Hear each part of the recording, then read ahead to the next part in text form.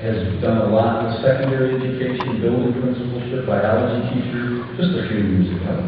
And joining the ranks of interim work here, we're very pleased and very happy that Joe's here.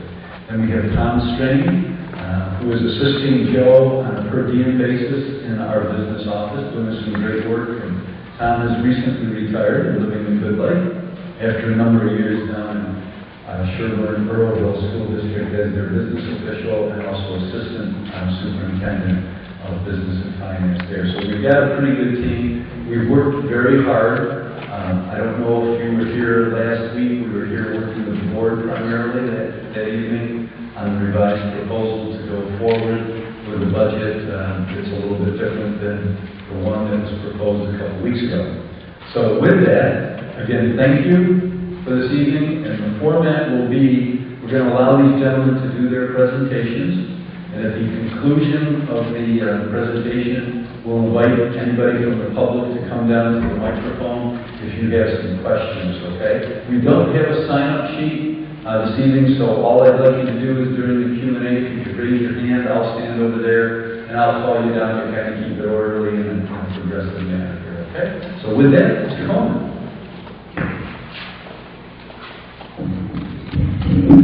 Thank you.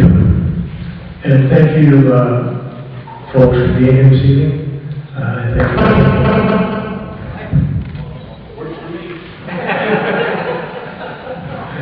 Thank you for taking an interest in the education of the students and providing an opportunity for staff to grow, students to grow, and our community to grow as well. What we've got is a situation of a proposition, which is going to be the revised budget. And the first proposition is providing free education for all school funding except for food service and programs covered by grants and voter-approved capital projects. The majority of the program, the majority of the budget goes for program expenses. We'll talk about that a little later. The first proposition is the operating budget. And this is really an operating budget of $27,026,571. This is 2.5 for a budget increase and a projected tax levy of 3.9. This is over the budget of the previous year.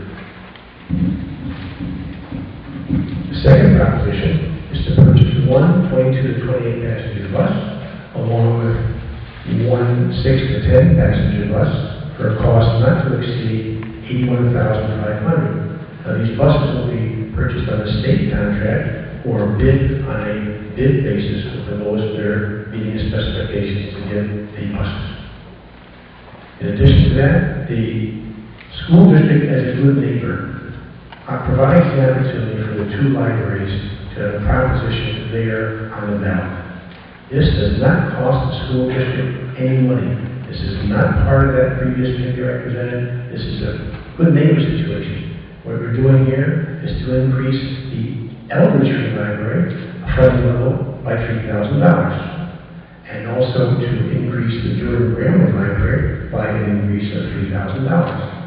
This is, once again, this is a procedure that's done in many places, and certainly here it's an opportunity to provide good partnership and a good community relationship with the district and the libraries. Now the vote, as a reminder, is June 21st, 7 a.m. to 9 p.m. at the Jordan Eldridge High School main entrance. That's what you walked in, that's the main entrance. You have to be 18 years of age, you have to be a resident of the district for 30 days, and a citizen of the United States. Simple situation, okay? You've got then a balance here of the levies, the state aid, the fund balance, what's called the federal grant for education jobs fund, a transfer from the school lunch fund, and then other revenues.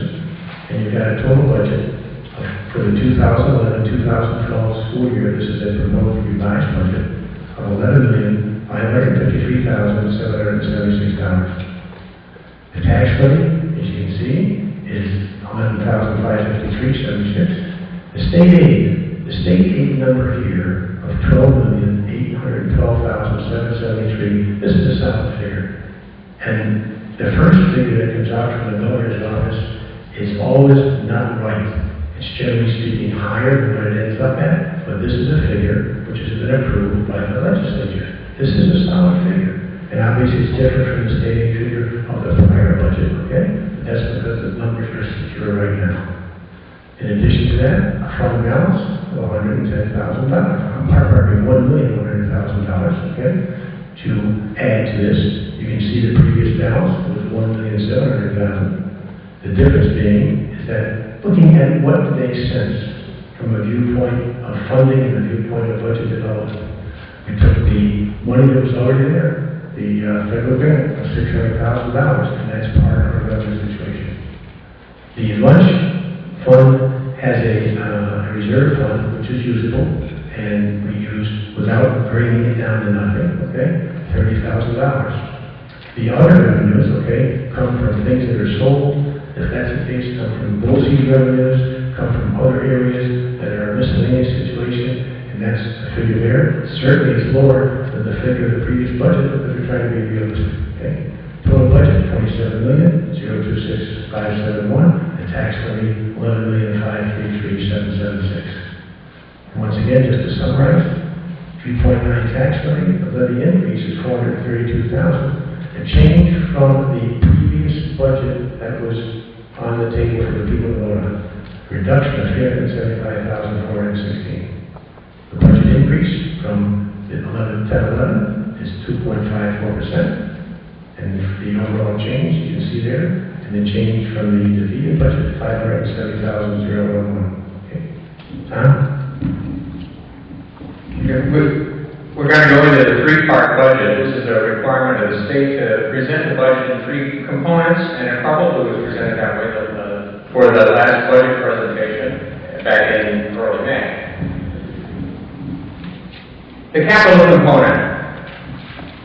It involves, and I'll be doing some reading here, and I'll be skipping some areas. I'm just going to assume that everybody can read the big words on the page up there. But the operation and maintenance, as most people know what most of this expense is. It's salaries, benefits of the custodial staff, the maintenance staff, the expenditures for fuel, for water, all of the utilities, and it also includes, in addition to that, it includes all of the debt service we have to pay. That's the bonds that we're taking out for current building projects, prior building projects, and long-term purchase of certain district equipment. The administrative budget. Now, of course, the administration often is singled out for an area of the budget that we don't see that it is an important value-enhancing component, because we often think of it as just the salaries of central administration, and probably their principals. But in fact, it includes a lot of other things, and a lot of other things that would be impossible to run the district without. It does include the salaries of all the administrators, but it also includes the salaries of all of the secretaries in the central office.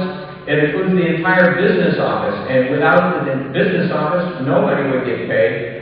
Somebody has to be responsible for doing the payroll, doing the accounts payable, ordering all the supplies, making sure that is all done. It also includes other items, office supplies, district-wide supplies, copiers, the cost of copying, the tax collection, labor relations, public relations, insurance, BOCES administration fees. There are many items that are included in administration. It isn't just the salaries of the superintendent or the assistant superintendent or the building principals. The final portion, the program portion, that's what everybody thinks about. That's the instructional piece. That's why we're all here. It's to provide an education to our district students. Who provides that? The teaching staff. You go through that, that's where all the salaries for the teaching staff, the support staff, go down through, but it also includes a couple things you probably don't think about in terms of the instructional portion. It includes transportation. That's a pretty big chunk. It also includes all the library services. Interscholastic sports, that's an integral part, an important part of the educational program at the school. Okay, the three-part budget, here's the breakdown. And I think you can all see the numbers. The change reflects the overall increase in the budget of 2.54%, and you can see how it breaks out across there. The biggest increase, of course, is in the program, but there is additional expenditure in the capital component as well. Administration, you see it can go up a lot. Okay? Now we're going to get into contingent budget. Should the voters of the district fail to approve this budget, the board would be required to adopt a contingent budget. Now, what does that mean? Well, a contingent budget has restrictions on it as to what actually can be spent. Now,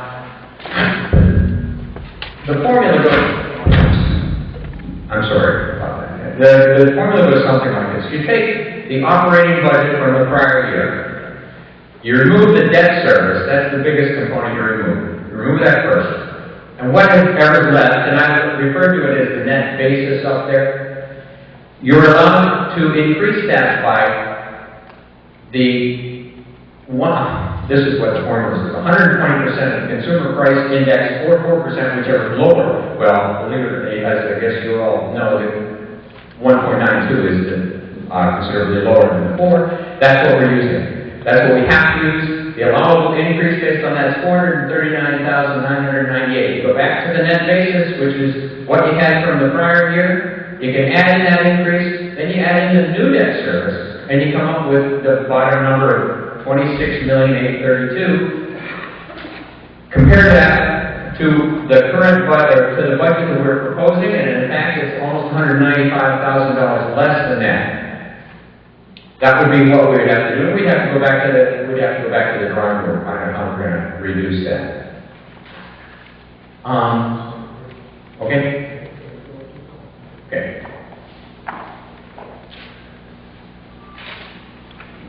Okay, that pretty much covers that piece of it.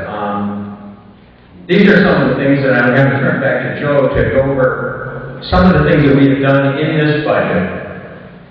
When we obviously, it was apparent that people weren't pleased with the last budget was presented. We've revised it. And some of the things that we did, we changed some major expenditures that we had. And as a result of that, we were able to do some reestablishment of some positions, and Joe will go into those. There were a total of 29 positions cut in the prior budget. We restored 4.5. One guidance counselor, a first grade teacher, a clerical position which is data support for the high school guidance staff, a teacher aide in the middle school which will be providing support to the nurse, and a 0.5 athletic director. Let me just take a minute. There was some question that I've gotten that, gee, you got to reduce the nurse. No nurse reduction. Okay? That seemed to be perhaps a misconception, or just maybe a blog or something. And if you listen to blogs, we're going to be in trouble all our life. So we just don't go back. Okay? Next, we have a situation of looking at planned budget savings. Now, this is in place for the coming year, no matter what. It's a elimination of the outsourcing of retired health benefits. What's been occurring is having an EBS, an organization, bill our retirees for health benefit. We can do that on our own. We have the staff to do that on our own. We have the software to do that on our own. We can do that. That's going to save approximately $7,000. We're going to continue negotiations with the local 200 clerical service contract. Now, this is continuing. This has not been settled. It's in dialogue. It's in communications with the representative from the union, and there's a potential savings here of $7,500.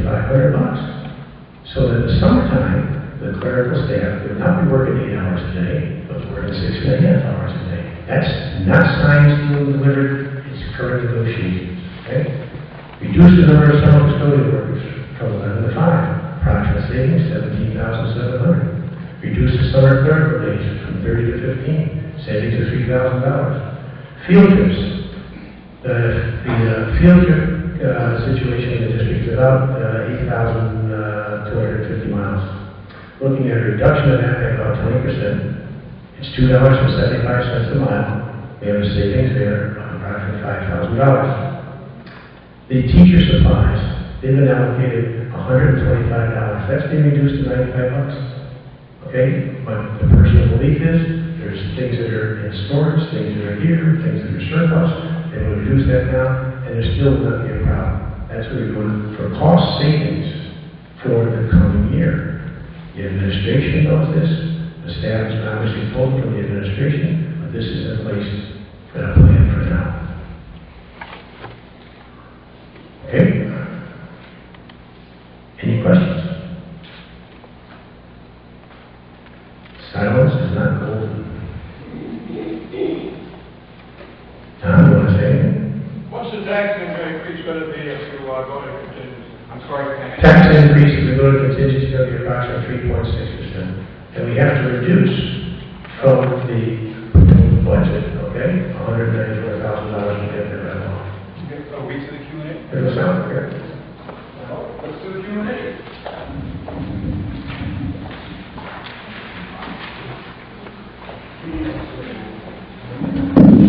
Yeah. $30,000.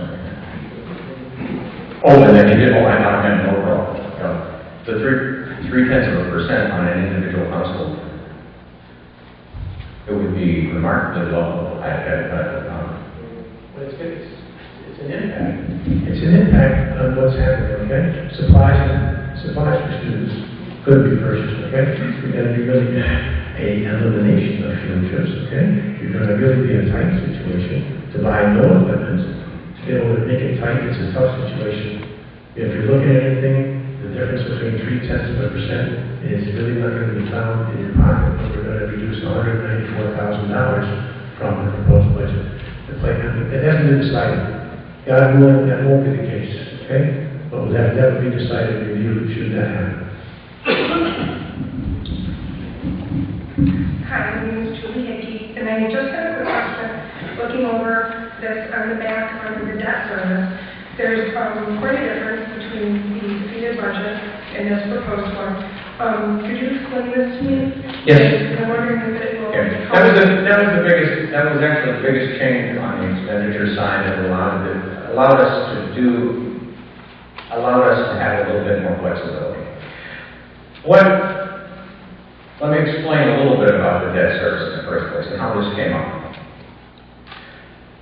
In July of 2010, the district took out what is called a bond anticipation note associated with the current building project. That was renewed, but under state regulation, after 2 years, you need to start paying back the principal. 2 years puts that in July 2012, which is actually in the next year. So from a normal point of view, from a standard point of view, that would have been moved there anyway. That under normal circumstances. They had included it in the current year budget. We moved that $700,000 off and into the following year. Now, how does that affect the following year? Obviously, it affects the following year. It's something that we're not going to pay this year, we're going to pay next year. But here's an important point. We would pay that next year anyway. Even if we paid it this year, that's going to be a 15-year commitment. So that number's going to be in there next year anyway. It's only going to be in there once. It's going to be in there as a $700. We're going to have to address that anyway. We would have had to address it under any circumstance. But here's the big, we don't have the numbers up there, but we are taking, this year, we're using $1.1 million of the fund balance. The proposal that included the expenditure for that was going to use $1.7 million. In other words, it had the potential of depleting an additional $600,000 from our current reserves. This saves our current reserves, which we can move forward, and we can address the impact of that in the following year. What this does, it gave us some room to be a little flexible. It actually improved our position financially for the coming year. And Bill can go into some other things, though, about what will happen next year. Who knows what's going to happen with the state budget? I have no idea. Are we going to come out of our recession, we have a major recession here. We could be looking at budget cuts next year. We could be looking at the same kind of cuts next year. But it won't be because this piece of debt service is up, because that piece of debt service was going to be there anyway. Whether we pay some of it this year, it's still going to be $700,000 or something. Delaying here will not cause an unsustainable burden on the taxpayers. No. Thank you.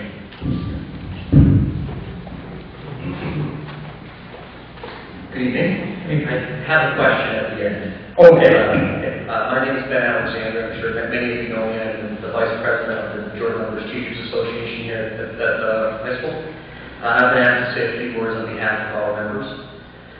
I would like to preface by saying that while JEDA has concerns about this budget, it's been made clear to us, as it was just made clear to us now, that a contingency budget or austerity budget would have an even greater negative impact on taxpayers and instructional positions.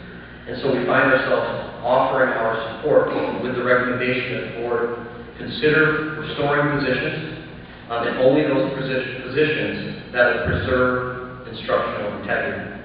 I've been an educator for 10 years. In those 10 years, it has become clear to me that the success of our students depends upon the individuals that populate their lives. The guidance counselors, teachers, aides and assistants, and teachers, all of whom have contact with students on a daily basis. They are the people who step in to support students during a moment of crisis, who celebrate their moments of joy. And they teach in every moment and every juncture, guiding students to new understandings and opening doors never thought possible. The people in this district are our greatest resource. We can talk about developing curriculum, we can talk about integrating technologies and so on. But without people to breathe life into these things, the lives of our students will never be touched, sparked, or inspired in the way that I've seen Sean Atkins' social studies students, that I've seen Karen Smith's business students, or Jen O'Malley's English students, just to name a few at the high school. People make education possible. So members of the board, when you are approached about this budget, you have to decide what to restore and how to restore it.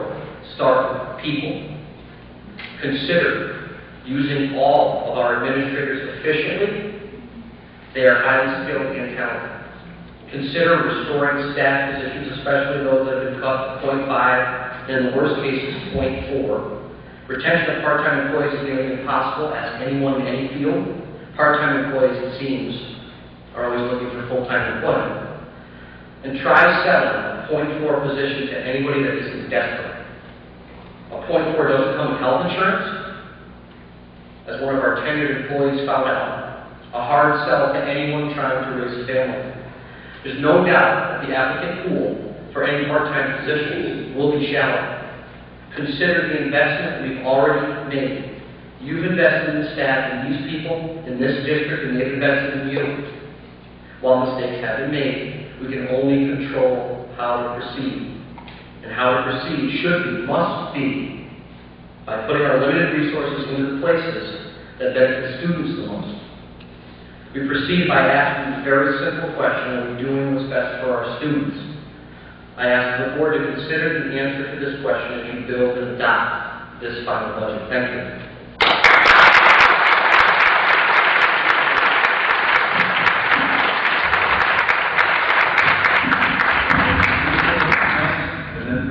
Lisa first, then Bert.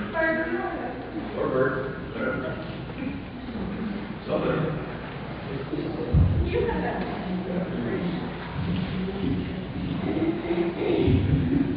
Hello again. I have a question about the half-time athletic director. It's perplexing to me that we're going to hire a mentor for 1 year. I was wondering if this included benefits or if it was per diem like it is right now. Answer that. That one of all the position restorations, I believe, will have the most flexibility. Lisa. Obviously, we're not looking to employ someone full-time. We've plugged in the 0.5 FTE as if it carries half-time salary, and I believe that would be benefits in this district. However, it doesn't mean that we have to do that. If we could come up with a per diem support person, I think that would be marvelous. It's a 1-year Band-Aid for a situation. And we're going to look very hard on the board, and Mr. Flores is going to make sure that they work very hard to give the vice principals some supports necessary, because it's going to be a new responsibility for that person, and we have an athletic program we want to be successful. I have a suggestion. If you don't mind. Some districts, and I believe some in your locations, have an athletic coordinator.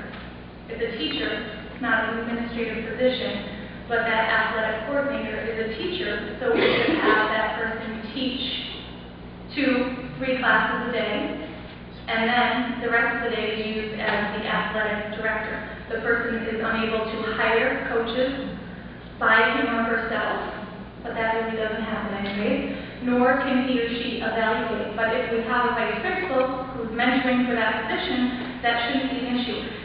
My thought is, you pay a teacher about the same amount of money that you would for a half-time administrator.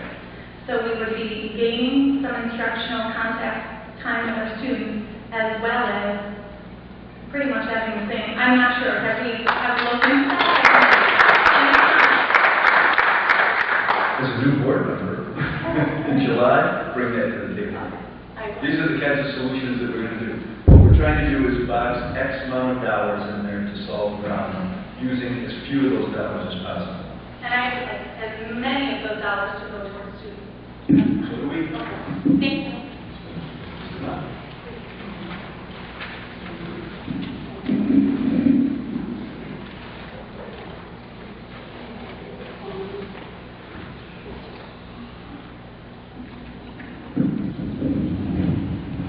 I don't know if you know me, my name is Bert Mott, and I come with some experience in Jordan Elbridge. I spent 10.5 years on the Board of Education in the school system. A lot of the time before the current board was attending school here, I was on the board. What I've got to say, I hope people will understand. I want to compliment Mr. Coleman, Mr. Stray, Mr. Peck for putting together a budget with very little time. It's not an easy chore to do. It's very difficult. I want to compliment the board on 2 issues. One, getting rid of Mr. Zacher and Mrs. Van Mentos. I compliment them on doing that. The second item is approving the budget to be voted on. Because we do not want a contingency budget in this district. It's not a favorable thing to have. And we have a new superintendent starting the 1st of July. And what a pity to dump a contingency budget in his lap and expect him to be successful. That is basically where I'm coming from. I'm going to go for the budget as it has been presented.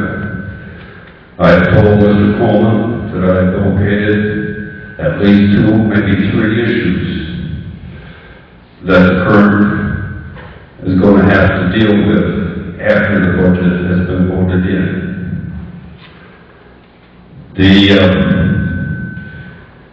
Where I'm going from here is, I want everyone that has friends, family, relatives, whatever, to get up and get these people in to vote for this budget. Because the worst thing the district can have is a contingency budget. And I want to thank you all.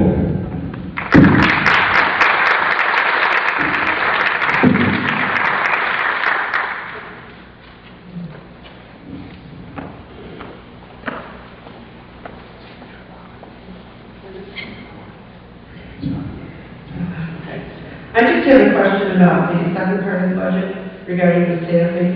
I noticed in there's a part allowed for assistant superintendent. I don't know, do we have any superintendents presently? We do have assistant superintendent. We do have one now, presently. Oh, And I wasn't sure why our school district is because the enrollment size is decreasing, why it's necessary for us to have an assistant superintendent. Because our school district is so small, and why that's a needed thing, we could take a salary of that amount, and possibly reinstate, we need bodies in classrooms. And I just think that we have, we're a little top heavy with some of this stuff, and we need to look more closely. That salary would very likely allow us a couple more teachers in classrooms. And that was my concern. That actually was considered at great length by the board this year. We had person Beth Russ, outstanding director of special education. She got another position in Canandaigua, closer to her home, plus community. So she's not here anymore. She is not, and those responsibilities were absorbed by the current assistant superintendent of curriculum and staff development. So that plate has gotten heavier, and savings was passed on to the district in that salary that was cut. So Sue Gordon, that's her title of her position, assistant superintendent of instruction? Yes, and she also is now CSE chair of Okay. special education. Okay, I wasn't sure where the title came or who held that position or whatever. I was just concerned that, we didn't reinstate someone else in that position, because as I said, we're declining in enrollment, and, I'm really concerned about reinstating teachers rather than getting more administrators up there, especially when we have administrators on paid leave, that kind of thing. Okay, thank you. So, yes, ma'am.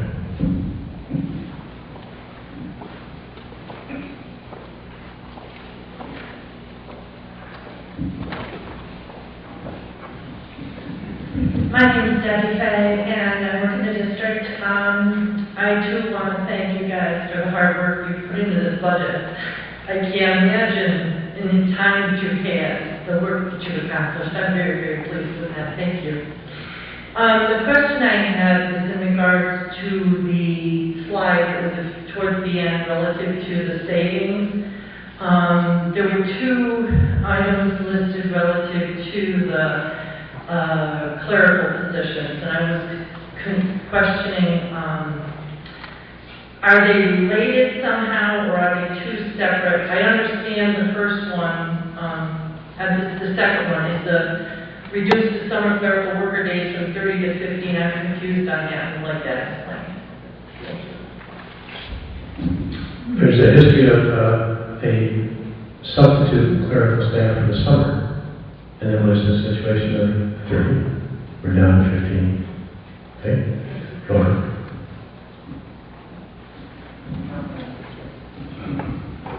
I just want to take a quick comment on that, because Joe and I were talking about 4 days ago, and I asked him to do a comb through of the budget. This is actually something that typically would be done after the budget, but it shows good faith that in a couple hours on one day, with the experience that he has, he was able to come up with these savings.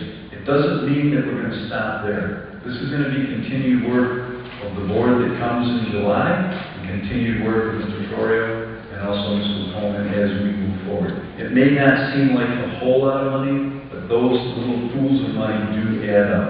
And as many of you believe, if we can do that and keep another teacher for as long as we can, that's going to be a significant influence on the district. Okay? And the decision for this is not arbitrary capricious. This is talking to people.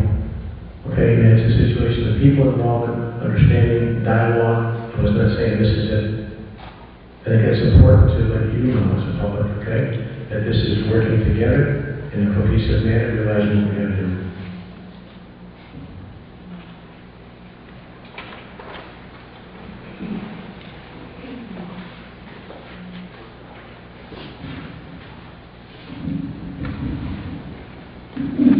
Hi, Dave Galero. A couple questions, just looking at the line by line.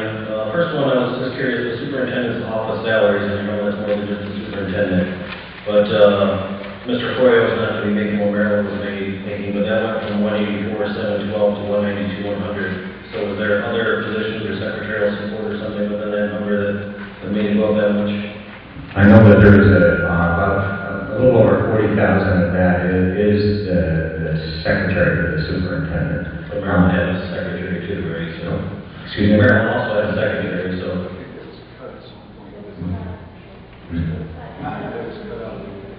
I'm sorry? That position was cut last year, so they found that we could function without a superintendent.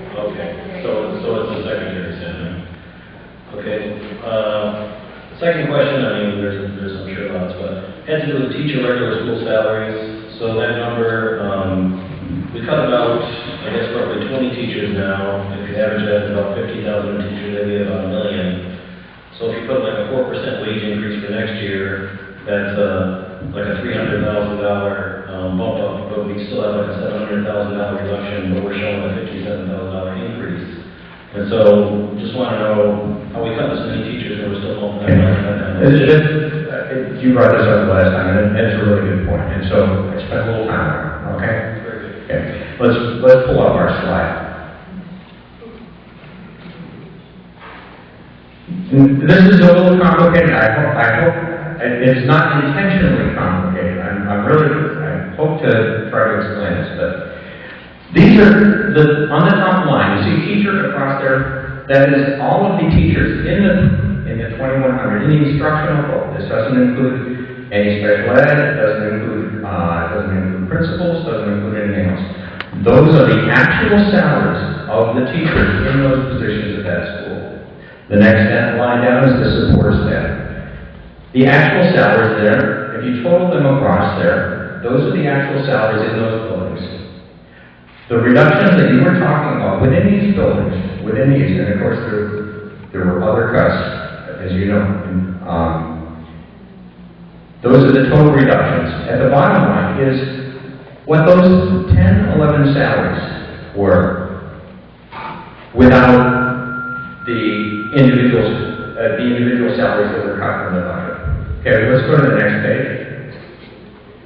So the actual 10, 11 salaries were...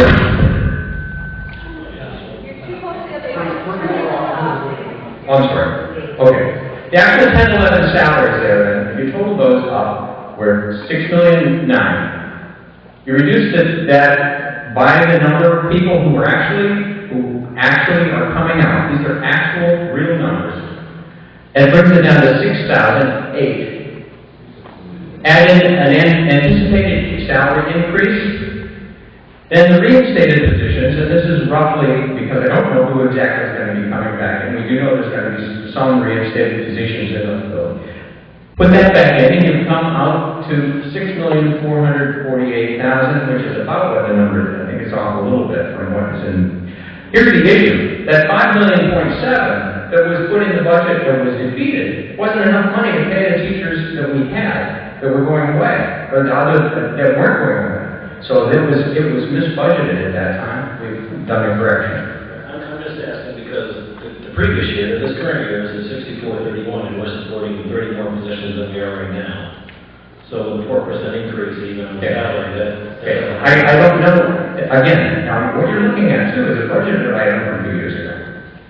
Was that the number that was actually spent? I don't know. If we went into this year with that $5.7 million, that would be the budget we've actually spent because we had contractual obligations to those people for about $6,400,000. So the issue is, this is a budget item that actually reflects what those salaries are. Believe me, there's nothing I'd like more to tell you that, oh yeah, that's padded, and we're really going to bring back 10 more teachers. That would be exactly what I would do. That would be if I could. So this is $200,000 in addition to the 4.5 you're proposing right No, now? that's the reinstated positions. So you think we were understated for the current year? Yes, I think there's no question about that. All right, thanks. You're welcome. What was the salary increase based on? Staff, I'm curious, you said that you were basing the number on increased contractual obligations. I pulled a percentage out of my year, thank you. And it had to do with what, the... 4% only because as a negotiating member of our union, there's no contract settled.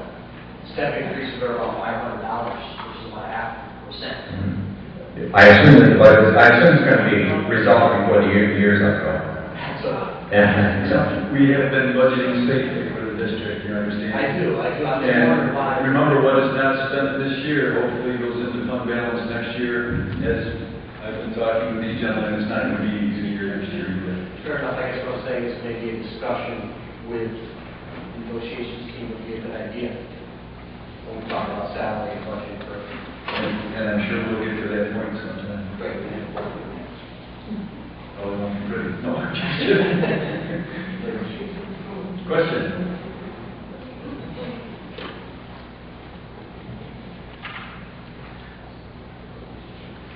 Hi, Carol Carter. I just have a quick question regarding the reduction in the debt service.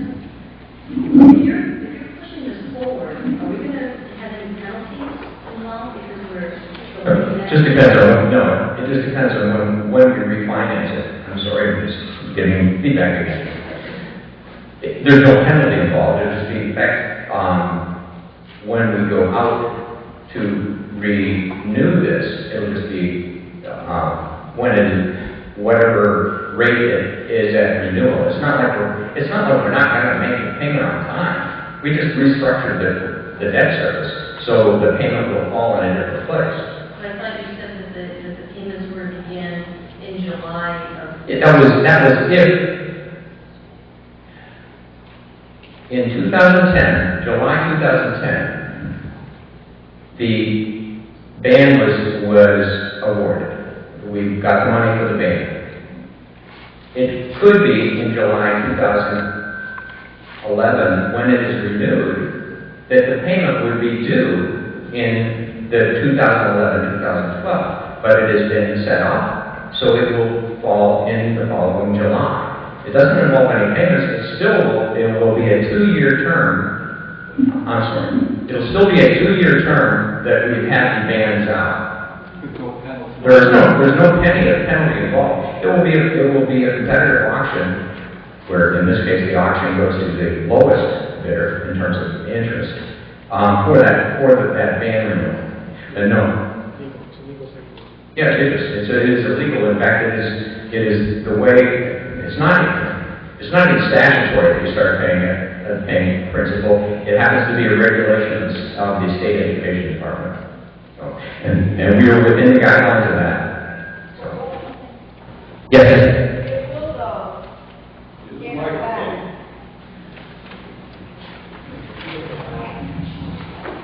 It will, in effect, though, cause us to have a higher interest payment in the end. If you look at that entire debt service over that 15 years, I've done the documentation, or I've done the calculation. It's just like delaying car payment.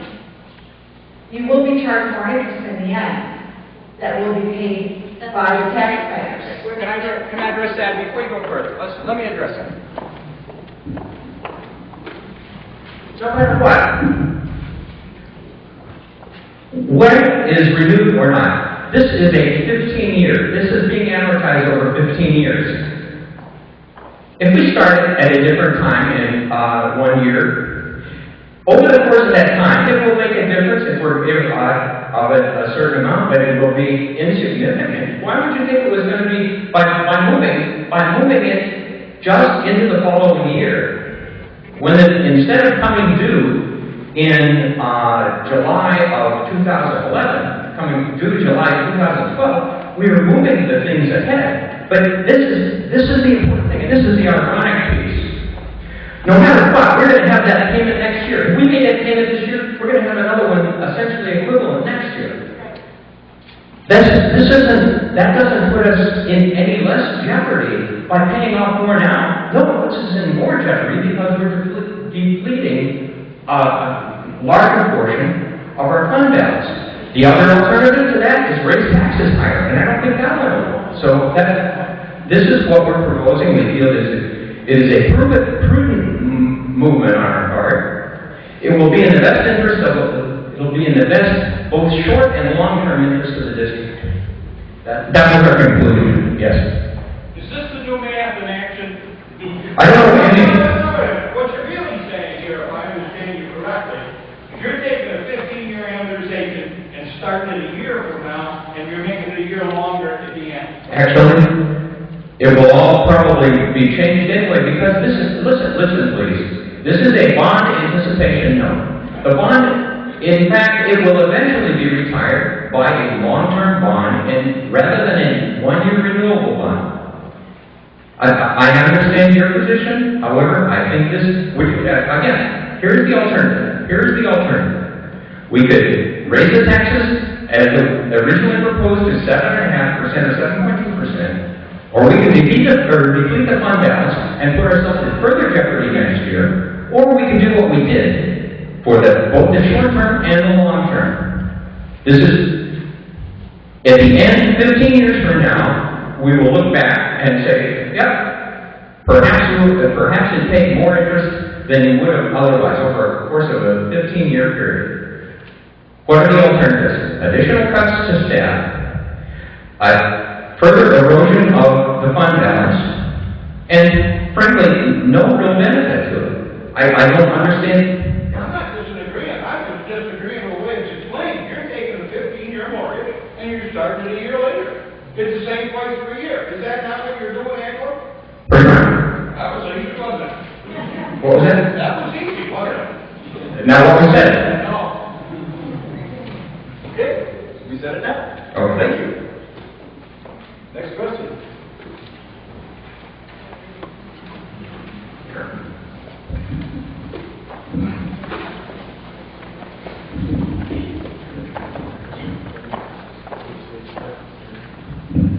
Quick question on the teacher salaries. I'd like your chart there to explain what some of the numbers I was coming up with. One question as far as budgets go, how do we end up spending $500,000 more in salaries than what we budgeted? And is that something that money has to be moved or budget line items have to be changed during the year? And were we aware of that this past year as it was going on? I don't know if anybody here can answer that. There would have been budget transfers. If that was the number that was in there, there would have definitely been budget transfers. I can only assume that the board did because the board approves the budget transfers. In the budget presentation for the budget that was defeated, there was a slide presentation that gave us what was being cut from the current year's budget over what was then the defeated budget. It included things like extra, I think it was class advisors, there were cuts to athletics in addition to the teacher cuts. I see, looking at the line items, extracurricular, the co-curricular activities, some of that money's been put back in. Quite a bit of money's been put back into athletics. I was hoping to see some information tonight on what that money was going to be used for. Maybe that hasn't been determined yet. And maybe this is more of a question for Mr. Speck or for the board members. When will the public find out what things can be put back in? And will we as community members have a chance to have input on that, specifically for me, because it's an interest to me in athletics? We said we got record reductions were made, and obviously you've got a modified for a 79 program, 10, 11, 12 program, got reduction of coaches. You've got coaches restored, and I don't have that put up there, I probably should have, okay? There's been restoration for 2 assistant coaches to the varsity football, and there's been reductions in programs, and I'm sorry, Rick, I rattled it off, okay? We're glad to send that to you or anybody else, okay? It was like that, but I'll have to work tomorrow morning. Okay? Well,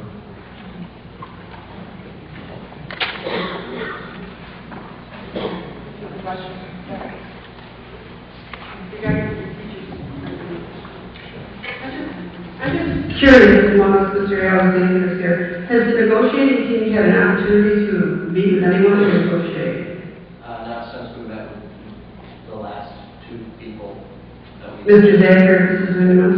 Because, if they took a wage freeze, would it be possible that the other unions might too, and possibly restore more teachers? Is that even considered? Since I know the last time they didn't want to take a wage freeze because of the people that were leaving. And this isn't even been considered again. Now we're putting in another budget, maybe more people could be restored. And they haven't even had opportunities to meet with anybody. Is that true? We have not met with a new negotiations team. Are you approached to meet with anyone? We have not that I know of yet. We have not, as the Vice President, Paul, has not told me of anything. all I can say is, okay, the tsunami that we've been working our way through hasn't provided an ample opportunity to meet with you, okay? And really, that's a situation, thank you for, would you agree with that? I would absolutely agree. Okay, thank you, just to answer your question. And that will be one of the first primary responsibilities of Jim Troy, who will be here July 1st, okay? There's no way that could have been done with what we had to do in a 3.5 week period, so it only takes 6 months. True. Okay? Would you accept that? I can accept your answer. Okay, thank you. But I have a problem voting in the budget when I can't see that more teachers can be treated better. It's a situation that has to be decided really by a board of education, decided on any miraculous money. I mean, the negotiations is an important piece, but there hasn't been time and opportunity to get things done. June 21st is the drop dead date in the state. I understand that, I work out sometimes. I know you do, I know. I don't think that's what you need, fine, it's fine. I'm sure, that's where the education takes place.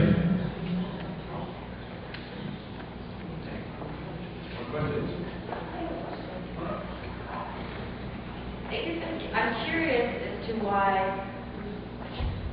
special education services aren't lumped with, special education teachers' salaries aren't lumped with regular teacher salaries. Correct. Why, is my question. It has to do with the way it has to be reported in the state.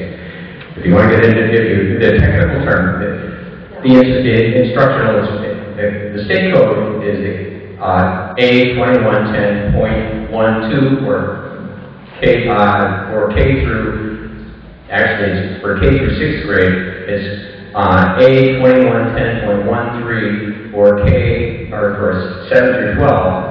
And special ed is A2250.15 for. So that's the way it has to be reported in the annual ST3.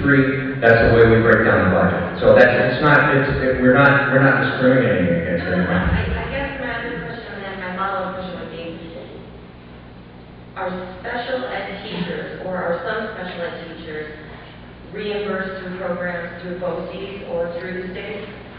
Now, there's an interesting point. We go into okay, they're not reimbursed through BOCES unless they're BOCES employees. If we send students to BOCES for the special education program, those students, through the regular formula, are weighted. The formula, and the formula, of course, isn't run as it's supposed to run anyway, because they have this deficit gap reduction in it. But essentially, you get X amount of dollars per student.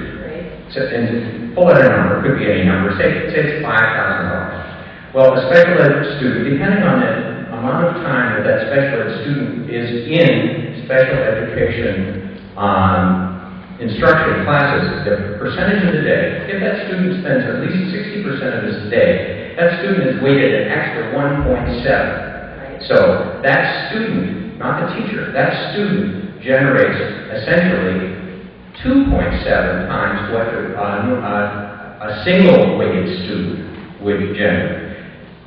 To get back to the other, in terms of teachers' salaries, as they work here, there aren't any teacher salaries that are paid for by the state in terms of what we pay for them. The state budget is the biggest portion of the budget. The foundation aid is determined by the number of students, the number of the weighted students, and there are different weightings for everything.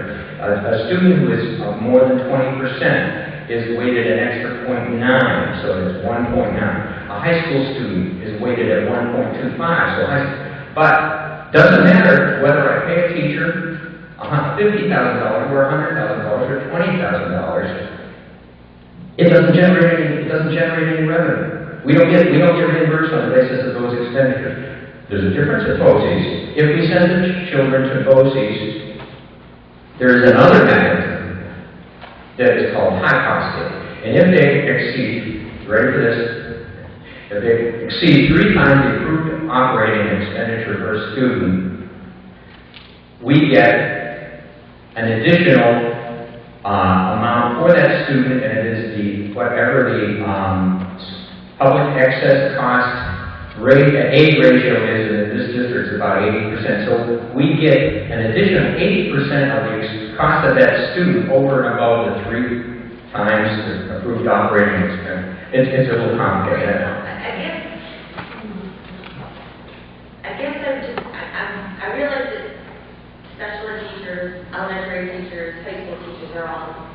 in different areas. And I'm not saying you're separating them or lumping them or however you are dividing them. I guess, like, I don't know how to say this. There aren't grants or other things that would be used. I'm not saying that BOCES is going to pay that, but there are grants that could be used to supplement. And they are, and we had them for a number of years. Right. Those are federal grants. They happen to be ESEA.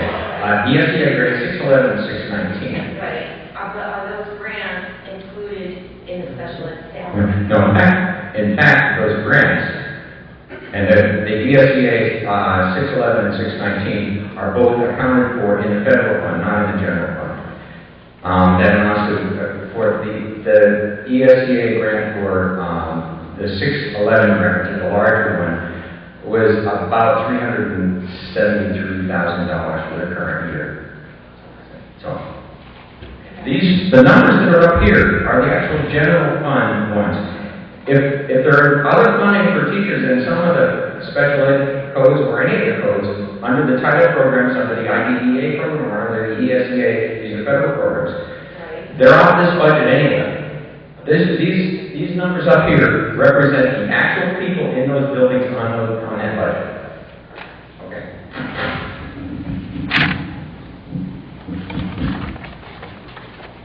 Questions or comments?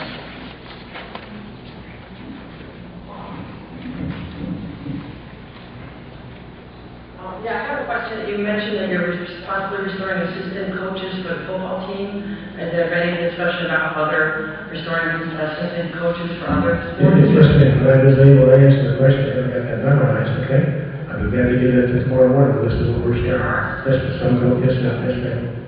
If it was major cuts, okay? But the same token, there's been some restorations.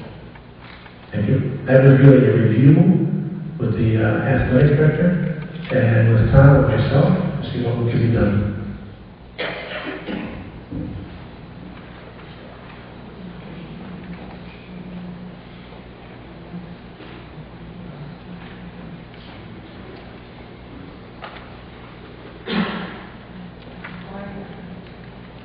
I have a question. Originally, you talked about 3 administrative positions being cut. One was that Russ's position that Sue Gordon has taken on. One was Brad Hamer. The third one was the other identified. And I guess we got rid of Brad retired. However, we're taking on a .5 AD with benefits. So I'm just wondering where this is and where the savings come from. Good question. We have announced 3 administrative cuts. Beth Russ leaving, that job is morphed into Sue Gordon's position. Brad Hammer retired, okay? That job is going to morph into the vice principalship, granted with some supports this year, whatever we can afford. The other position is the administrator of other special projects in the building, and to be building assignment for that person. An administrator of special projects.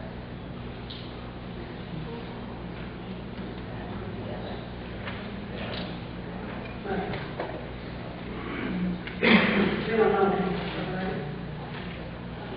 We don't know if we're utilizing tuition for that position at this time. We know that all the building administrators will be assigning buildings. We don't know exactly which building yet. We have one assistant superintendent for the special ed services who are going into that position.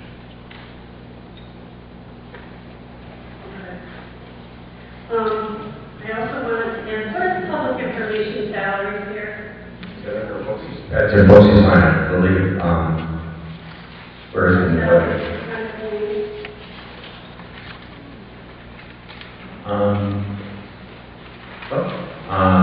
I guess I defer to somebody else. I haven't put names with everybody on here, so. There's a $10,000 line on this.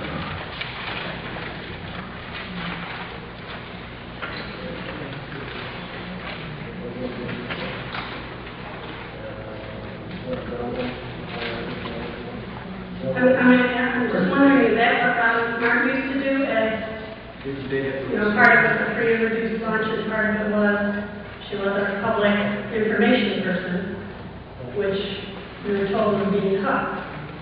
So I just wasn't sure what that was. I don't know. And my next question is the forensic auditors in the Catholic. The forensic auditors, are they still, is there a line item on here that helps to pay for all that? Do we know what our current costs are today? All we were told was there was a $2,500 fees. I'm sure that the fees are much higher than that have been actually paid and what could be upcoming. Under auditing services, there's that amount in there, however, if you go down. Okay. Under auditing services, this auditing is listed there under contractual. However, I believe what you're looking at if you're looking at if it is an actual forensic audit, it probably is going to be paid out of something like a liability code, probably a legal services. I didn't enter to look at legal services. Okay. Okay. Actually, went from 60 to 75. Right. That's what's in the budget.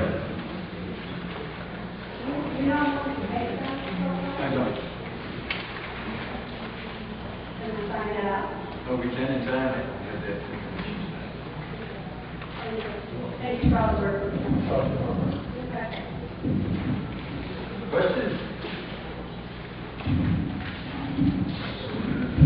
It assumes that, or I'm going to assume that we're going to wrap up the evening. Thank you very much for spending the time with us. If you have any other questions that you feel that we can answer between now and the 21st, by all means, bring them up, and hopefully we'll see where we come out the 21st. Thank you very much for coming.